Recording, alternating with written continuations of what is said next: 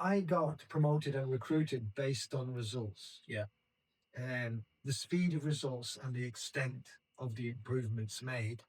I was a very early adapter to what we might call operational excellence, lean, whatever it Yeah. was. And I thought I was being successful because I achieved results, then got moved, achieved more results, and then I look back on what, because I'm quite affiliated, I keep in touch with people from school, from everywhere, so I keep in touch. And I realised that the organisations that I'd worked in previously had not sustained the learning speed, the speed of improvement that had been created, and they hadn't gone back to where they were, but they kind of plateaued. Yeah. And that made me realise I wasn't as good a leader as I imagined I had been. And why do you think that was? Well, because I hadn't built the sustaining mechanisms. The success was too reliant on a small number of key people, of which I was one, and their level of energy and ability to bring people with them, which at that stage wasn't systematic. It's probably a result of my sporting background and the kind of things you do in elite sport to be, in terms of the camaraderie, the loyalty, the willingness to sacrifice for the team had taken me so far. But clearly I wasn't sustaining what I'd started. But that was a difficult period for me because I had to admit to myself or realize that I wasn't successful. I was superficially successful. I was earning more money. I was being promoted. I was getting bigger jobs. But in terms of the organizations themselves, the legacy behind the you, legacy, and also you, Lenin, you can't make an omelette without breaking a few eggs. I'd broken too many eggs. I'd unnecessarily. You do need to break some eggs to make an omelette, but you don't need to break as many as I had been breaking. Okay. If you see what I mean. But I think that's fairly classic though of a lot of organisations, is that they get this sugar high of results, and then for whatever reason that people move on through promotion or getting different secondments, whatever. And they lose that, whatever that was, that magic dust of those people working on that thing, because they've migrated off to other things. But it's not really magic dust. If it doesn't sustain, it's not successful. It may in some cases have saved jobs and money and all of that, and improved profitability and all the rest of it in the short term. So I had to go back to real basics. Listen to a lot of feedback, take it on board, read more, slow down a bit. I hadn't at that stage discovered go slow to go quick. Yes. I discovered it by accident through reflection and feedback and stuff. And that was the basis of thinking, so how the fundamental realization was, and I say this to senior leaders now, it doesn't matter how good you are. It doesn't matter how charismatic you are. It doesn't matter how ethically minded you are. It doesn't matter how capable you are as individuals. There's just not enough of you. The coalition needs to be much broader than people in formal leadership positions. And the other factor is, if you look at the tenure of senior people in business over the years, how long CEOs, for example, stay in position. 5 years or so. And getting what happens in practice at local level, which is where rapid mass engagement works. It's a local differentiator. the workforce stays much longer than the senior management. So the workforce, in a sense, have got more at stake. Senior managers can pursue their career. There's examples in the book of one particular, I won't mention her name, but it's in the book, who effectively, despite me saying that if you seek engagement through just driving wages up and giving people stuff, the location will become uncompetitive. Was more engaged in having the kudos of getting awards for, being a great workforce to work for and a happy workforce, than thinking about the hard commercial reality that if you drive the cost in your business too high, somebody somewhere in corporate is going to notice, and that site was shut. And I actually fell out with the senior person, saying to her, "This will endanger the site," and I wasn't asked back and stuff. But within 2 years, the site was shut. And so, understanding both the corporate kind of systems level stuff up here, but also understanding how you sustain all the subsystems, the local factory, the local warehouse, the local call center, their systems in themselves. And one of the first issues in rapid mass engagement with the senior team is, which system are we trying to optimize? And that's not always obvious. To give you an example, in a number of sites, you've got a manufacturing, Boston Scientific, for example, is one example where you've got the global supply chain and the biggest factory in the organization on the same site. And originally, the guys, because they have a common leadership team, they wanted to do rapid mass engagement across both. And which system do we want to optimize? What that would do, because of numerical minority status of the global supply chain, of course, their issues would not get through to consensus data where all the decisions are made, and it would be non-engaging to talk about a lot of factory stuff when there's global supply chain issues that need to be prioritized to optimize that system. So what happened there in practice was we ran 2 rapid mass engagement processes, which gave the differentiation between operations and global supply chain. But then the leadership approach was the same. Okay. And that provided integration on the site and consistency of leadership approach, so that people could move between one system to the other. Rolls-Royce is another example. For historical reasons in Derby, different divisions of people might be just sharing the same office block because there's space and they need space, so they go into the space. Just because they're in the same building doesn't mean they're part of the same system. If you're in civil aerospace, marine, and military aerospace, if you like, they're not the same system. And so it was very, very important to cut out which part of the system we're trying to optimize in any particular intervention.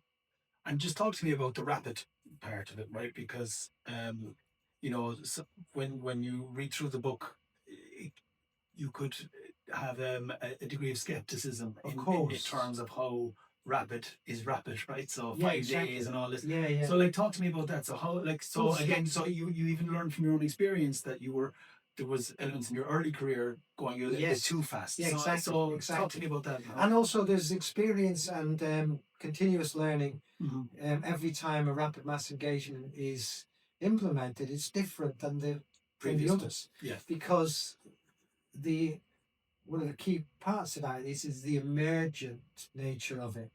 The maximization of solution space, meaning the amount of decision-making authority that is given to employees, managers, local people, etc. So if you're too programmatic, then you reduce solution space, and solution space creates ownership. If you maximize solution space, you maximize ownership. If you maximize ownership, you maximize sustainability because people are emotionally committed to what they've created themselves. They're not emotionally committed to things that are given to them by their bosses or by corporate. Which that sounds like time, though, right? So, like what you say there equates in my mind. That takes time to cultivate. No, well, that's a design issue here. Okay. So the design issue is to be as rapid as possible, Yes. while also maximizing solution space, and that's why the 5 days, for example, I think the example in the book was about 250 employees. Mm-hmm.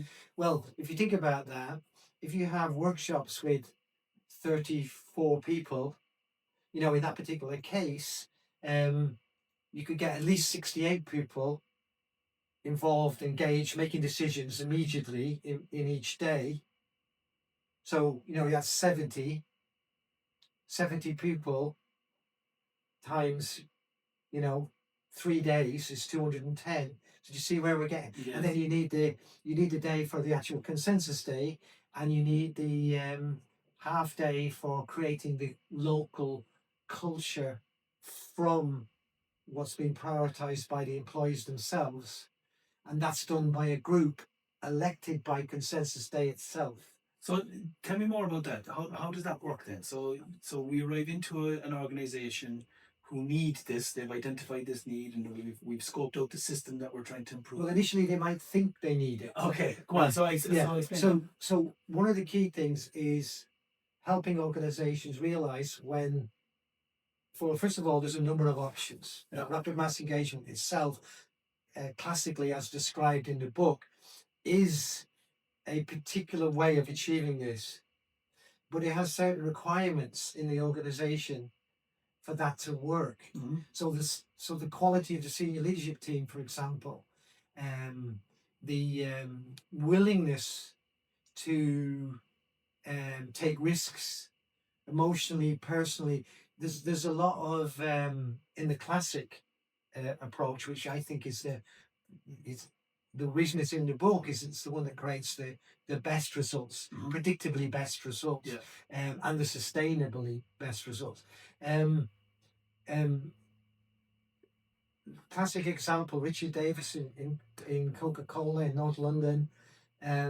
Very difficult site in a highly socially deprived area with lots of problems in the local community, going on outside the plant, which automatically then affects the kind of context. Yes. Yeah, the context in which, it's not a coincidence that in the No Child Left Behind education program in the United States, the first thing they did was make sure that the kids were physically safe. Like knives, guns, etc., were excluded by searches and all the rest of it, and armed guards, so the kids could actually focus on learning away from the stuff that was going on outside in the community. And in that particular case, when Richard was listening to the feedback, because the process involves not all of the senior team, because it would inhibit the employees, but a small group of senior leaders coming into the end of each workforce to listen, not to debate, not to discuss. Their job is to understand the feedback and the data that's been created and the prioritization that individual workshop is sending into consensus day. Okay. And Richard decided, as a leader, as a way of signaling commitment, which is a chapter in the book, that he would go to every single workshop, every single one, at the end, to understand what has been. So the rest of the senior team would rotate, but he would be 100% presence there to show commitment. And when he was listening to the feedback, he was so shocked by what had happened that after a small number of those workshops, he then apologized to the workforce for the past failings, kind of thing. The things that they had endured in the workforce. He said, "I can't undo what's been done," but don't forget, he's apologizing for a plant he'd run himself. Yes. So he's humility, massive humility. Yeah. He said, "I can't go back in time and change what you've experienced. But what I can do is work with you on consensus day to fix this. To make it better. Yeah. Now, the momentum bit, the pace bit you asked about, in the workshops, I often ask, the workshops themselves, they have certain structure to them, but they're highly emergent and highly, I go where the workforce, I don't shy away from the problems. I'll deal with the issues. So you reveal this, the kind of where the pain is, and you go where the pain. Yeah. So I don't shy away from the issues. We have the debates. Yeah. We have the discussions. So it all gets put on the table. Yes, and I'm able to say things that management could, if management said it to workforces, it would appear threatening. Or there's baggage associated with it. Yeah. I can actually talk about the reality of what creates jobs, what sustains jobs, and that doesn't come over as threatening because I'm talking in the context of how we sustain jobs and create new jobs, and my own backstory, which the guys often investigate, adds a bit of colour to that. Yeah, well, it adds credibility. Yes, I mean, of course. the last 3 pages in the book where the guy brings out the letter in the newspaper, and this guy's for real. Read that letter in the paper about his own mother, and my mother is my own higher purpose. Single mother. If you think about this, when I emigrated to the UK, she lost her family, and what drives me more than anything else is I don't want other mothers to be in that situation. I'm okay for children deciding to go somewhere else. There always is a wrench for the parents, and for single mothers, I think it's even greater. Yes, of course. Yeah. Because there isn't anybody else. There's no support network. It's not like there's other kids or there's a husband or anything. And so what drives me through some of those difficult challenges in those initial workshops, because don't forget, you mentioned the word skepticism. It's not just skepticism, which is healthy. You've also got cynicism, which is very difficult. Absolutely. Yeah, and that's why I have a story that I tell people about to overcome that. So the workshop itself, although it has a structure, each experience, each workshop is different from every other workshop, depending on what is put on the table. And sometimes the challenges can be very, very powerful, and but that's fine. And what I'm doing there is modeling the behavior in the new culture. We can predict what behaviors correlate with high levels of engagement, high levels of quality, high levels of performance. I'm normalizing. You're normalizing. So you're normalizing. It's okay to talk in this way, in this manner, to put stuff on the table. Yes, it's really impactful and important. And don't forget, from a societal point of view, we've been sending very mixed messages to our employees. One message is the whistleblower message, very healthy. If there's something wrong, don't walk past it. See it, say it. Do it. Do something about it. Don't be afraid to speak up. On the other hand, we say to people, be very afraid before you say anything, because you might offend someone. Now, go through a whole series of thoughts to imagine, could anyone be possibly offended by this? And if the possibility, even a tiny possibility, that somebody might be offended, keep quiet. Now, if we communicate those two messages to our workforce, is it any wonder they lose, that we as senior leaders will lose credibility? They just say, well, you want us to speak up, and then you tell us if we speak up, you'll fire us. Which do you want? And by the way, the second message overpowers the first message. Of course. If you look at all the scandals in the NHS and what happens to the whistleblowers, you can see the message, if you speak out of turn, we will fire you, we will end your career, is more powerful than the speak up, it's good for the system, it's good for the organisation message. So we need to be clear on that one. So modelling the ability to handle that stuff in a non-defensive way, and facilitate the debate within the workshop is important. That's why but backed up as well, Frank, by the humility of the leadership to create that environment that can actually take hold. And that's why the original engagement with the senior leadership is important, because if I believe for whatever reason the leadership is going to struggle with this, I will tell the leadership that. I'll give them the direct feedback on that. And often my diagnosis is confirmed, because if they don't take that feedback well, then that's confirmed the point that I'm making to. Luckily, would you have walked away at that stage? Yes, yeah. But they also walk away. Okay. Because if they it's want, too difficult or it's too difficult. Much. Yeah. Now, the examples in the book. Yes. Often we'll have had some difficulties early on.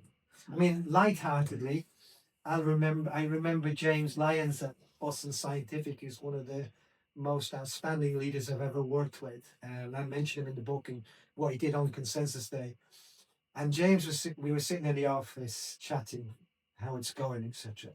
And he says to me, he looks at me and says, "You knew this was going to happen, didn't you, you little bastard?"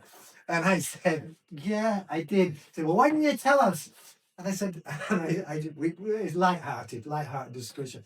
And I remember saying to him, "Look, there's a lot in this, and there's only so much you can usefully talk about in advance. Yeah. Some of it we need to talk about in advance, but some of it you have to experience. If you've never been to Consensus Day, if you've never experienced it, you don't really get the effect of it.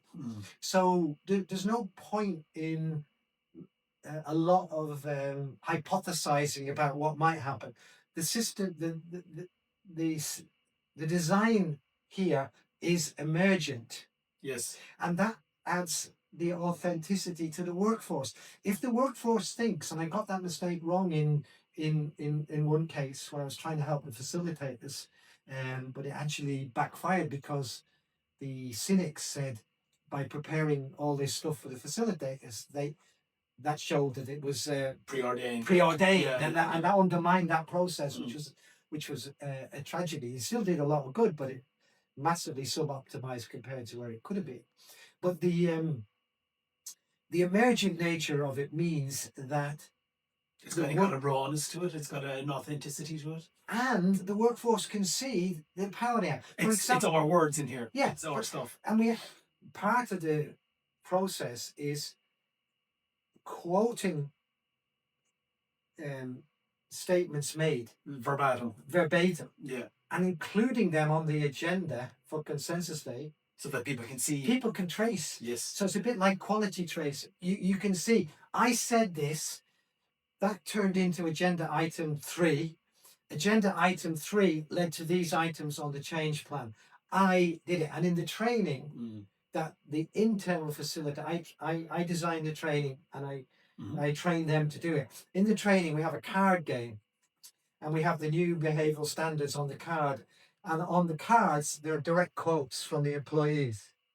And they have to place how was my statement related, and they have to, and the debate about which one of these relates.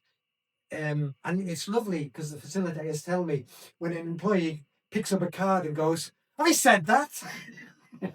and that generates massive commitment then, and authenticity. Yeah. When you see your own words, and even the behavioural standards themselves, the way they're written, they're very unlike corporate values. And look, they're important, right? Because a lot of people pay, particularly senior teams, they pay a bit of store in those. They look nice on the walls. They relate to the corporate speak that they have to kind of align to. They deliberately don't. You see. Go on. This is an interesting issue. If we take into account corporate values while doing rapid mass engagement, we're introducing a bias into the system. So you leave that outside the door? Absolutely. Now, what I say to senior teams, they worry that the local behavioural standards will in some way conflict with corporate values. They never have, and I give them a guarantee. What I say to them is, if the behavioural standards come out in any way conflicting with your corporate values, then I name the local town, village. On Saturday, at lunchtime, I will run naked down the street. Okay, And we won't go there.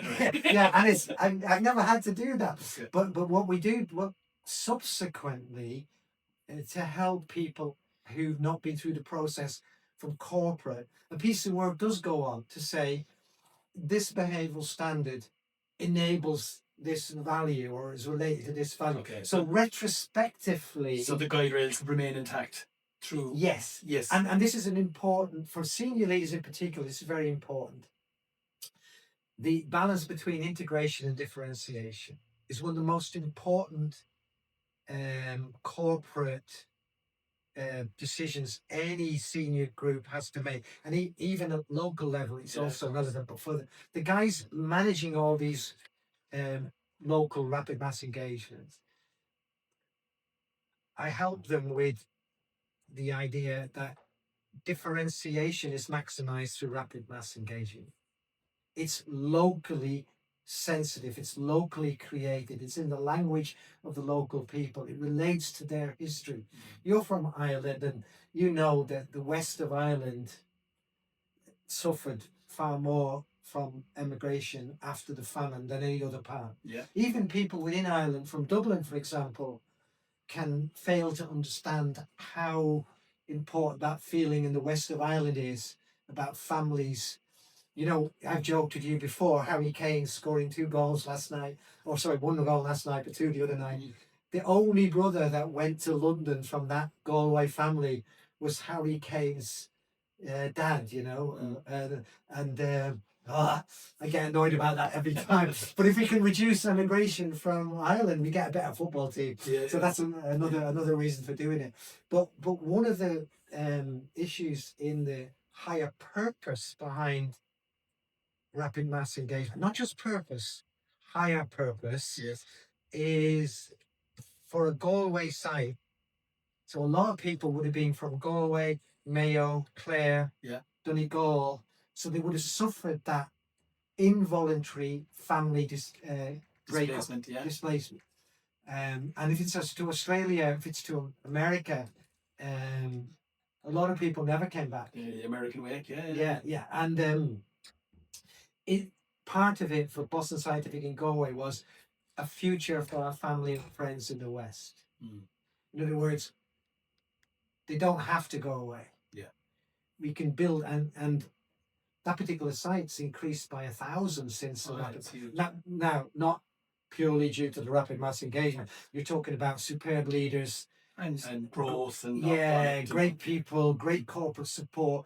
You know, all of that. So I don't want to say it's causal, but it's certainly contributory. Yes. To what they've done. And we've mentioned legacy a couple of times, and I think a lot of senior teams, and particularly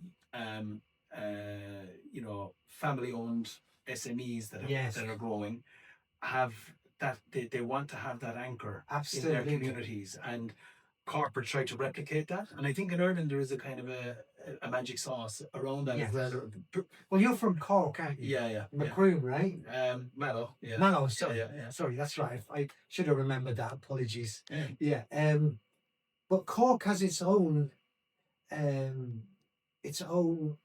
very distinct part, even within Ireland. Oh yeah. You know, we're at the centre of the universe, Frank. Well, I know you think you are. Yeah.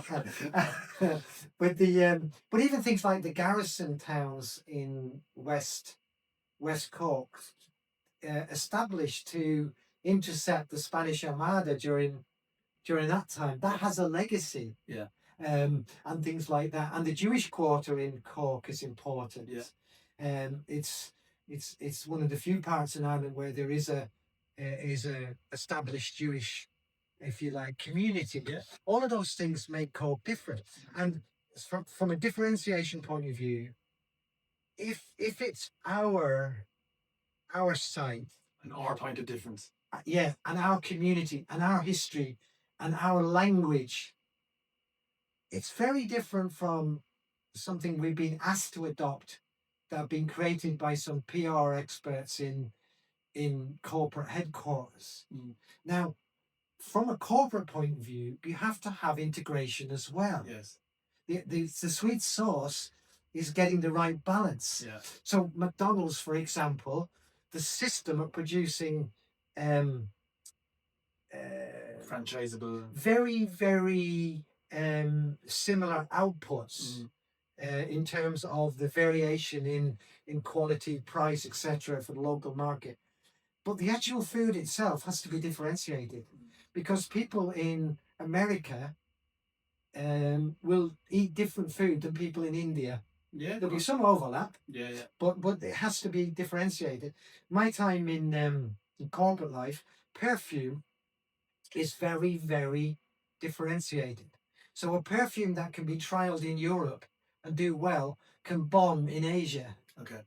So differentiation is maximizing the success of the local operation.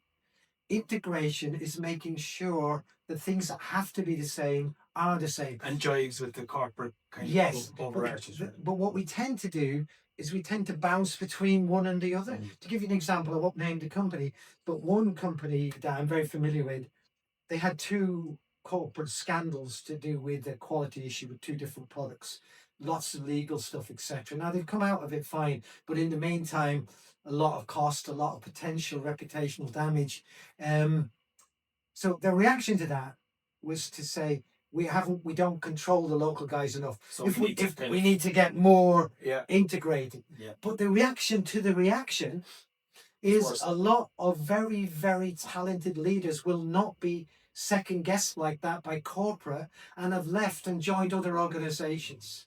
So they've actually severely reduced the percentage of their senior leaders of the very type that drive the kind of things like rapid mass engagement. Yeah. Because those leaders want solution space.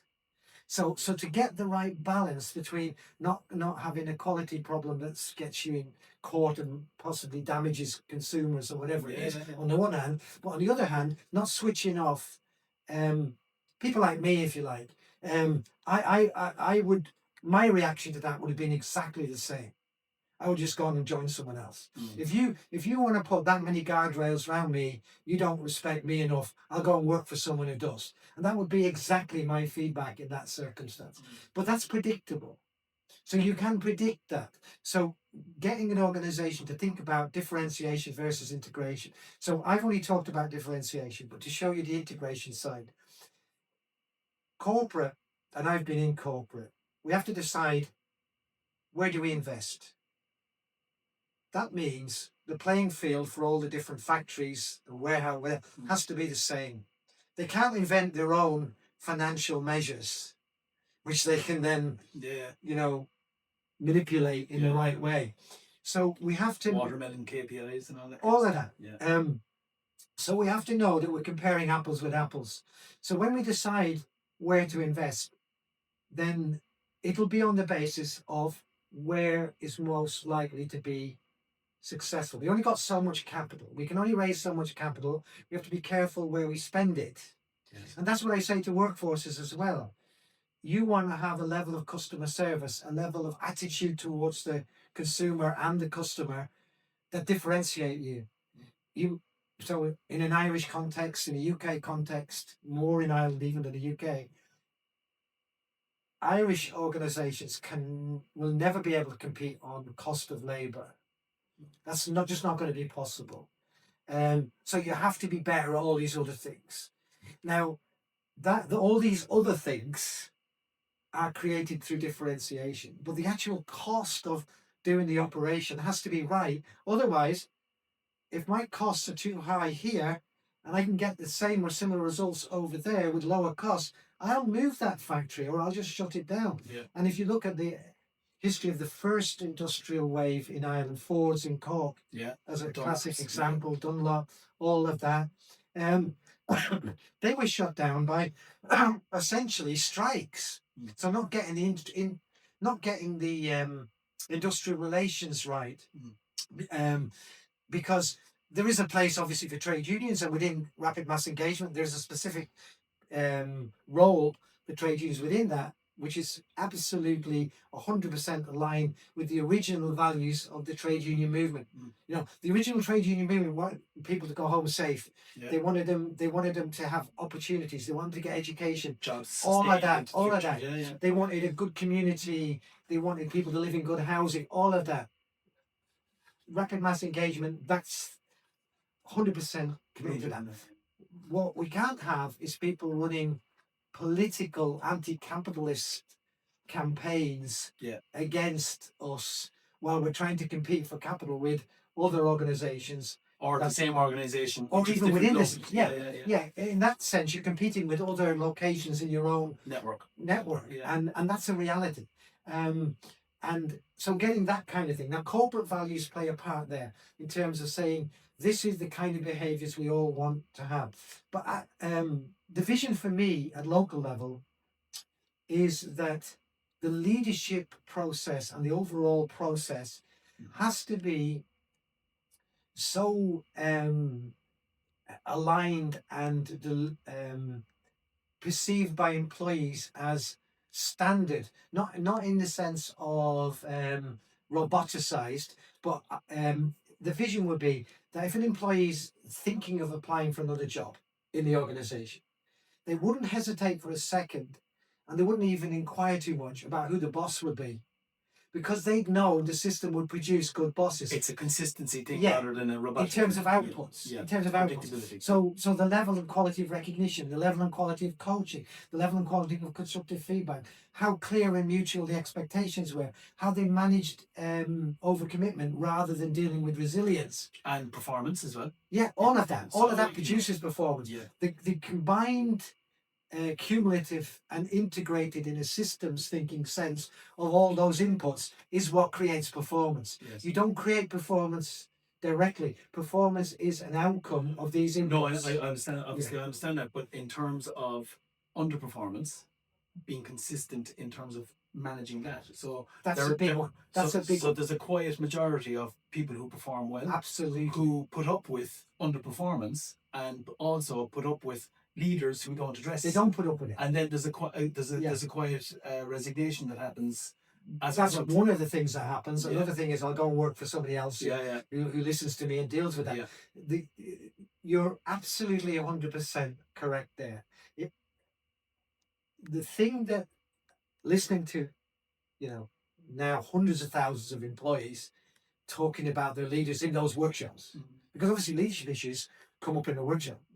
The biggest single thing that destroys, undermines the credibility of leadership is not dealing with low performance quickly enough. There you go. Because the other guys that you're talking about, they have to do the extra work. They have to mop up. They carry them on their back all the time. And they absolutely detest leaders that don't sort that out. And they usually work with, and these are often high performing employees who work with their feet.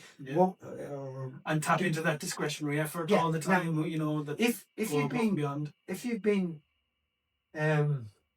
paying very high wages and you're in an area of very high unemployment, they might stay, but you've turned them into at least skeptics, which is healthy, but sometimes cynics. And that's one of the key things. At the very least, they're detracting from what's from the organization, and that's what they're testing. A lot of these guys are quiet because they've been disillusioned. They've stuck their head up in the past and had it chopped off, so they're not going to do that again. Frontline leaders, or that they've witnessed you in your previous corporate life getting the sugar high of the results and going. And not just me. And others, they see this kind of focus on short-term improvement and it doesn't stick. Well, so why bother investing in my heart in this? Exactly. And there's a lovely quote, I think, in the book by Mike Moran, who was the HR director of Rolls-Royce Civil Aerospace. And it's the chapter on sub-optimization. And posh word for failure, but not a total failure. But he says the major problem was we were promoted. The guys that did that, Rolls-Royce was so impressed by what was done that the guys were promoted into big jobs. So he, in his own quote, he says, "It was good for my bank balance. It was good for my career. It was good for us as individual senior leaders, but devastating for the system behind because it didn't stay long enough." So we got into this conversation with rapid. The rapid is the momentum in the early stages of rapid mass engagement. The guy, I started to this point and then interrupted myself. Apologies for that. But in the workshops, I will often ask people when I pick up this frustration, how long do you wait when you make a suggestion for an improvement? And sometimes you'll get answers like forever. Yeah. But often you'll get answers like 6 weeks or 3 months or 6 months. And I say to them, because they're looking at the system on the wall, they're looking at their workshops, all the other workshops, they're looking at where they go on consensus day. They can see the date of consensus day where all these decisions will be made. And I say to them, how long will you wait for what we decide in this workshop to be decided? And they say, I don't know. I said, well, look, and I walk over to the wall and I say, here we are now, today. What's going to happen to the outcome of this workshop? And the guy will say, well, it goes into consensus day. What will happen on consensus day? Well, you say we'll sort it. And I said, well, yeah, I am saying we will sort it. And whoever's elected from this workshop will be part of sorting it. So sometimes I'll say, I'll tell you what, the day after consensus day, can we have this conversation again and tell me whether we haven't sorted it or not? And of course, there's laughter and stuff like that, and that's they're typical of the kind of exchanges. And I suppose that the skepticism that is real for people. Which and you the whole, it's like something you put on. You've got something in your skin and you can't get it out. You put something on to pull it out. The key thing, my role, if you like, as a facilitator of this, is to make sure all the poison is pulled out. If it's not pulled out, we can't. If it's not diagnosed, we can't problem solve it. Exactly. Another key thing there is the separation of diagnostics from problem solving. If we allow people to start problem solving too early in the original workshops, their emotional commitment will be behind the ideas that they've generated in the original workshop. So in the original workshop, they're not allowed to problem solve. And it's explained to them why not. So I asked them, again, looking at the wall, where will the problem solving go on? And they were like, that's at consensus day. Yeah. Now, at consensus day, we'll have the input from all of the workshops. So from, the smallest one, about 40, 50 people, up to 3,200 people, depending on, So all of those inputs diagnostically will then be tested in consensus day before we even start problem solving. Now, one of the you asked how this all evolved. One of the worries I had when you think about the scientific method, we come up with a hypothesis based on what we know, what's been written already, what's been studied, and the hypothesis was that if you pull out all of this stuff that's stopping the organization reaching its higher purpose, because the workforce is 24/7 or whenever they're on shift experiencing this, if we can systematically avoid things like groupthink and the composition of the original workshops, if we can facilitate the workshops to a certain standard, if we can then make sure we don't diagnose, if we can make sure the most capable people are elected by that workshop, that's why I give the workshops criteria. This is what a good consensus day rep would look like. Yeah. And so things like not backward looking, not looking about things that were dealt with in the past, looking at things that are current now that we're trying to fix on that date, etc., etc. capable of looking across the whole system, not just their own area. That's why the avoidance of groupthink matters. If you can do all that, the diagnostic quality of what comes out of, because first of all, the diagnostic quality coming out of the individual workshops will be reasonably good. Yes. When it's then exposed to the whole of consensus state and tested to destruction by that group, it'll be even better. Yes. But will it be, from a data point of view, from a scientific point of view, will it be close enough to perfection to make the change plan, have a really high chance of success? And the way I looked at it was, we're dealing with successive approximations here. The first stage in the design is itself a successive. We're getting towards 100% correct. Then the way the workshop is designed gets us closer. Then the way the workshop is facilitated gets us closer. Then the actual identity of the people being elected to consensus day gets us closer. Then the actual process of consensus day gets us closer still. Then the following day in the creation of the local culture gets us closer still. And then the enlisting of ordinary employees from every single department, shift, everywhere, as local facilitators in the area, as go-to champions of the new culture, who are then trained to facilitate at a very high level, and they train the workforce. So management doesn't train the workforce. I don't train the workforce. HR doesn't train the workforce. The workforce trains itself. Yes. And all of that creates, in terms of authenticity and pace, so those things need to happen quickly. The facilitators need to be, they're also semi-elected. The employees nominate people to be considered, and then they go through a selection process.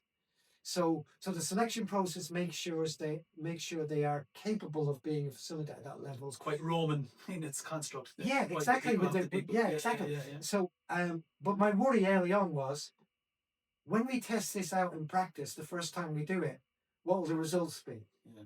And the good news is all those successive approximations, which is the best you can ever get with science.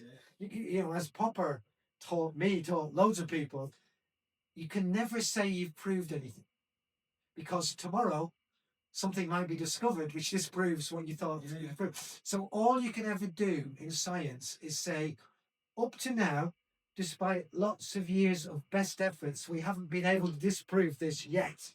That's where we've got to. Yeah. And in terms of sustaining it, right? So you've given good examples there of different companies. If we were to walk into the doors of those locations, Rolls-Royce in Derby, Boston Scientific in Galway, what would we see? Well, in Rolls-Royce in Derby, because of the reason I said before, I haven't been back recently, so I'm not sure what you'd see. That was 2002, I think. Boston Scientific in Galway, only the other week, ran a whole day's facilitation around the culture and the story and all the rest of it. And they have a very vibrant group of internal facilitators, initially trained by me, and then I trained people internally to train more people in Boston Scientific. And that is an incredibly talented group of people. So, and they've managed succession very, very well in Boston Scientific. So I'd expect the best example, I would say, would be Boston Scientific in Galway. But that proves the point that you're not creating dependency on you or consultants in delivering this, that you're creating the capability of people within the organizations. An interesting example will be the American example in Teleflex in the southern states. And there's a lot of cynicism out there about the history of the United States and about America in general. And some people said to me, you can't possibly make rapid mass engagement work in the southern states. And I said, why not? And they go into the challenge accepted, said Frank. Yeah. And my experience of the southern states in the United States is it's one of the most friendly, socially minded, values driven areas. In fact, it's my favorite part of the United States. And just to give you an example, Teleflex are competing with Amazon and people like that in from a workforce point of view. Yes. And warehousing, it's a warehousing initiative, not a factory initiative. Yeah. And I don't even like calling it initiative. Intervention is a better word. And Amazon pay more. And in that industry, the workforce is very temperate. They will move for $1 an hour kind of thing. Yeah. And they'd come up, the local team, independent of me, had come up with an idea of doing distribution differently, DDD. And initially, they wanted to train the managers in my leadership approach.